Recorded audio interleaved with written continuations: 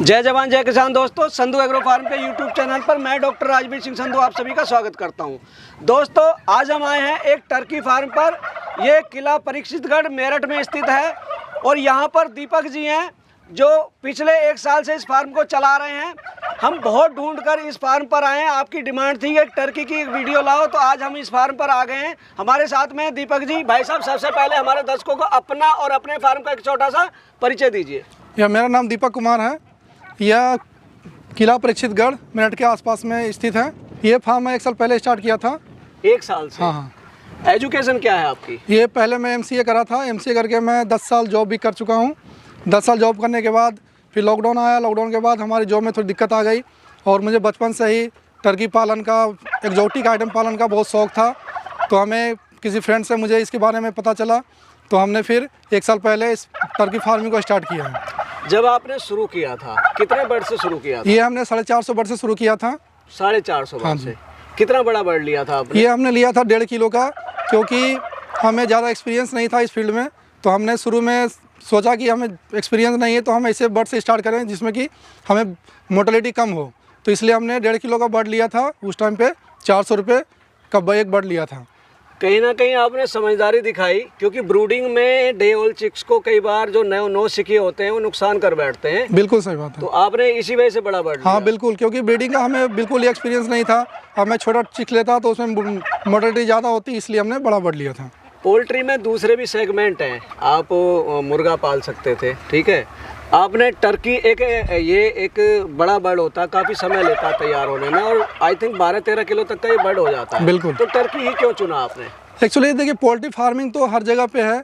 ये टर्की एक बहुत ही एक्जोटिक आइटम है जो अच्छे लोग बड़े बड़े होटलों में, और इसको स्पेशली क्रिसमस बर्ड भी बोला जाता है। चिकन और मटन के बीच का कॉम्बिनेशन है। ये विदेशों में काफ़ी पसंद किया जाता है। अभी इंडिया में काफ़ी कम है, इसलिए हम लोग ये फार्मिंग शुरू किए हैं ताकि इंडिया में भी इसका क्रेज़ बढ़े। गांव-गांव में, शहर में, सब जगह इसका पालन किया जाए। तो ये काफ़ी एक्जोटिक आइटम है और हमें एक्जोटिक आइटम करने का ज़्यादा शौक़ था बचपन से ही। हम टर्की फार्मिंग करते हैं और डक फार्मिंग भी हमारा है। दोनों ही एक्जोटिक आइटम है। आपने जब ये लिया, कहाँ से लिया था? ये हमारे आसपास में एक रामपुर जगह है, रामपुर डिस्ट्रिक्ट, वहाँ से हमने लिया था। मैं देख रहा हूँ आपने काफ़ी बड़े क्षेत्र में आपका ये फार्म है और चारों तरफ हरियाली है। गन्ना बेल्ट भी है, सरसों भी लगी हुई है, गेहूं भी लगी हुई है। बिल्कुल। जो फार्म की लैंड है वो आपकी अपनी है? बिल्कुल अपनी है। तो ये जो फार्म का एरिया है, कितना एरिया? ये 2 एकड़ एरिया में है। जो ये शेड बनाया हुआ आपने, क्या साइज है शेड का? शेड का साइज है 30 फीट चौड़ाई है और 150 फीट लंबाई है। 150 फीट। मैं देख रहा हूँ आपने घास फूस से तैयार किया हुआ है। कितना खर्चा आया था इसमें? ये तैयार करने में लगभग 3.5 लाख रुपए लग गया है मुझे। और घास फूस क्यों लगवाया आपने? ये नेचर फ्रेंडली हो गया एक तरह से, कि गर्मी के दिन में थोड़ा नेचुरल रहेगा, कूलिंग रहेगा, और ठंड के दिन में थोड़ा गर्मी रहेगी। बहुत समझदारी की बात कही आपने, क्योंकि बर्ड के लिए नेचुरल हैबिटेट चाहिए। उसको कोई महल से कोई मतलब नहीं है, उसको जो उसका एनवायरनमेंट है वो देना पड़ता है हमें। बिल्कुल। आपने ये बनाया क्योंकि ये गर्मी में ठंडा रहेगा और सर्दी में गर्म रहेगा। तो भाई साहब ये बताइए, बर्ड अभी आपका जो बर्ड है इस वक्त कितने बर्ड है अभी आपके पास? ये हमारे पास अभी 400 बर्ड लगभग हैं। 400 बर्ड है। कुछ सेल भी किया? कुछ सेल किया, 1-2 हमारे आसपास से गाँव से आते हैं, तो 1-2 उनको अभी मैंने सेल करा है। जी। अच्छा, फीड में क्या दे रहे हैं आप बर्ड? फीड में दाना भी देते हैं, फिनिशर फीड दे रहे हैं और हरा चारा भी देते हैं। इससे इसकी ग्रोथ काफ़ी अच्छी रहती है और हमारा कॉस्टिंग भी काफ़ी कम हो जाता है। अमूमन कितना दाना खा रहा है आपका ये बर्ड अभी? दाना एक बर्ड 100 ग्राम के आसपास में दाना खा रहा है अभी। और क्या दे रहे हैं उसके अलावा? और ग्रीन चारा में देते हैं। हमारे पास काफ़ी एरिया में हरियाली है, तो इसमें बरसिम घास है। बरसिम लगाया हुआ आपने? बिल्कुल, बरसिम देते हैं। प्लस कोई हरी सब्जी जो भी होता है, आसपास के मार्केट में भी हरी सब्जी बचती है, उसको उठा लेते हैं, इन सबको काट के खिलाते हैं। तो इसमें आपकी कॉस्ट कटिंग काफ़ी हो जाती है इससे हमारी। जी। अच्छा, जब अभी जो आपके पास बर्ड है, कितना वजन है मेल बर्ड का? मेल बर्ड का वजन 8 से 9 किलो है और ये मैक्सिमम 12-13 किलो तक वजन गेन करती है, और फीमेल बर्ड का वजन 4 से 5 किलो है। मैं देख रहा हूँ अभी आपके अंडे आ रहे हैं आपके यहाँ पर। आपका बेसिकली मॉडल क्या है ये? एक्चुअली स्टार्टिंग में हमारा मॉडल मीट पर्पस के लिए ही था, लेकिन एक्चुअली 6-7 महीने हो चुके हैं तो अंडे भी आने शुरू हो गए हैं, तो हमने थोड़ा मॉडल, अपना प्लानिंग थोड़ा चेंज किया है। अब एक्चुअली हमने हैचरी का भी ऑर्डर किया है, ताकि जो हमारे अंडे आ रहे हैं उससे चूजा निकालूं और आसपास के एरिया में सेल करूं, ताकि इसके पालन को बढ़ावा मिले।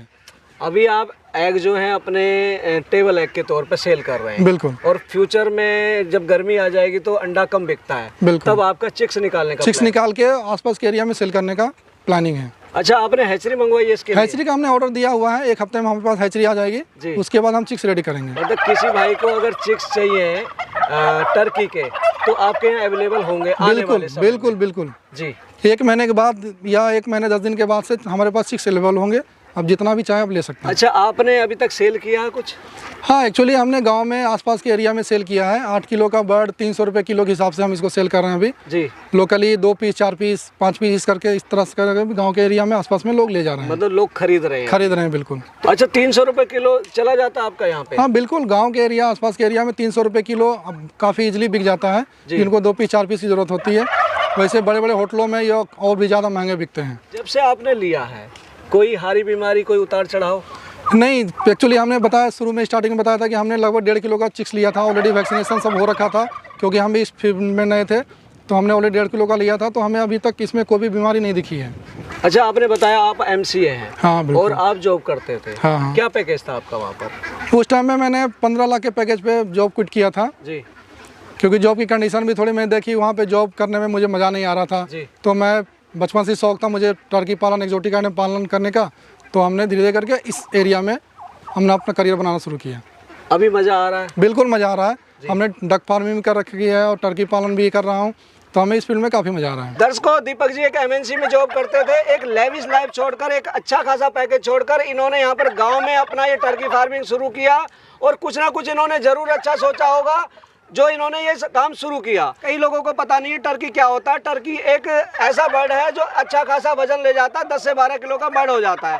चूजा तो आप एक बार ही खरीदते हैं, एक बार चूजा डाल दिया तो आप 1 साल तक इसकी आराम से फार्मिंग कर सकते हैं। और उसके बाद में सर्दियों में इसका सबसे ज़्यादा सेल होती है क्योंकि इसको क्रिसमस बर्ड कहा जाता है। और जब नया साल आता है और क्रिसमस आती है उस समय ये सारा 5 स्टार होटल में इसकी बहुत डिमांड रहती है। लेकिन इसके लिए आपको अपनी मार्केट बनानी पड़ती है। इसकी मार्केट कोई फिक्स मार्केट नहीं है। दोस्तों, पोल्ट्री एक बहुत बड़ा सब्जेक्ट है। इसमें बहुत सारे बर्ड आते हैं, जैसे मुर्गी है, बत्तख है, उसी में एक टर्की भी है। अभी इसकी डिमांड कम है क्योंकि लोग जानते नहीं है, लेकिन आने वाले समय में इसकी एक अच्छी मार्केट हो सकती है। तो ये थे हमारे साथ में दीपक जी, जिन्होंने आपको अपनी टर्की फार्मिंग के बारे में इतनी अच्छी जानकारी दी। यदि आपको इनके द्वारा दी गई जानकारी और हमारे द्वारा की कोशिश अच्छी लगी हो तो हमारी वीडियो को लाइक करें, ज़्यादा शेयर करें, वह हमारे चैनल को सब्सक्राइब करें। मिलेंगे जल्दी एक नई और इन्फॉर्मेटिव वीडियो में। तब तक के लिए जय जवान जय किसान।